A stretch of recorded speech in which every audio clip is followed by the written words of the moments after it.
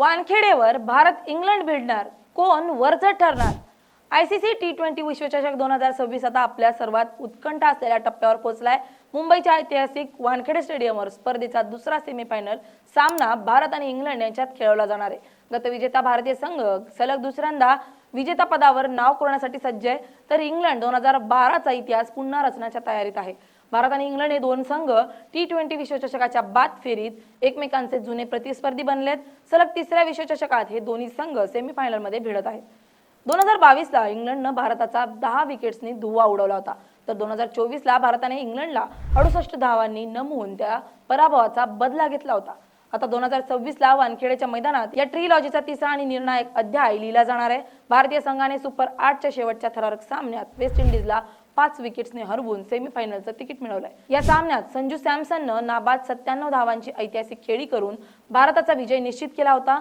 सूर्यकुमार यादवच्या नेतृत्वाखाली संघ फॉर्म मध्ये दिसत असून अभिषेक शर्मा आणि तिलक वर्मा यांची आक्रमक फलंदाजी संघासाठी जमेची बाजू आहे। गोलंदाजीत जसप्रीत बुमराह हा नेहमीप्रमाणे भारताचा हुकमी एक्का असेल, तर अर्शदीप सिंग आणि अक्षर पटेल यांची कामगिरी निर्णायक ठरणार आहे। मुंबईची खेळपट्टी फलंदाजीसाठी पोषक असल्यानं भारतीय फलंदाजांकडून मोठी धावसंख्या अपेक्षित आहे। इंग्लंडचा संघ हॅरी ब्रूकच्या नेतृत्वाखाली या स्पर्धेत जबरदस्त फॉर्मात आहे। सुपर 8 फेरी सलग 5 विजय मिळवून त्यांनी आपली ताकद दाखवून दिली आहे। जॉस बटलर, फिल सॉल्ट आणि सॅम करन हे कोणत्याही क्षणी सामन्याचा निकाल फिरू शकतात। सॅम करनने वानखेडेच्या गर्दीला शांत करण्याचा निर्णय व्यक्त केला असून इंग्लंडनं वेगवान गोलंदाज जॉफ्रा आर्चर आणि आदिल रशीद भारतीय फलंदाजाची परीक्षा घेतील। वानखेडेची खेळपट्टी फलंदाजांसाठी नंदनवन मानली जाते।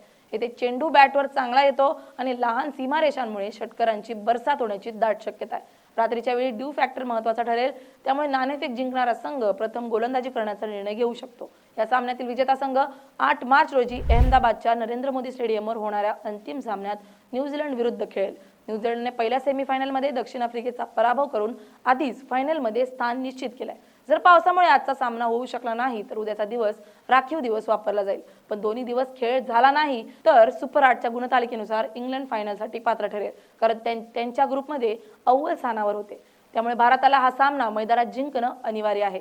सध्या मुंबईत पावसाची शक्यता तर अजिबात नाहीये, मात्र चौकार आणि षटकारामुळे धावांचा पाऊस नक्कीच पडू शकतो। आता धावांचा पाऊस कोणाला वाहून नेणार आणि कोणाचा फायनल खेळण्याचं स्वप्न फुलवणार हे तर सामन्यानंतरच कळेल। मात्र भारत आणि इंग्लंड या संघाची सुरुवातीपासूनच टशनचा एक इतिहास राहिलाय। त्यातच मुंबई अँड्र्यू फिलटॉपनं टी-शर्ट काढून गांगुली यांनी टीमला चिडवलं होतं। त्याचा बदला गांगुलीने थेट इंग्लंडच्या लॉर्ड स्टेडियमवर शर्ट उतरवून घेतला होता। नेटवेस्टची ती फायनल कोणीच विसरू शकत नाही। हा इतिहास राहिलेले दोन संघ नव्या दमानं पुन्हा एकमेकांना भिडणार आहेत, त्यामुळे या सामन्याची रंगत वाढली आहे।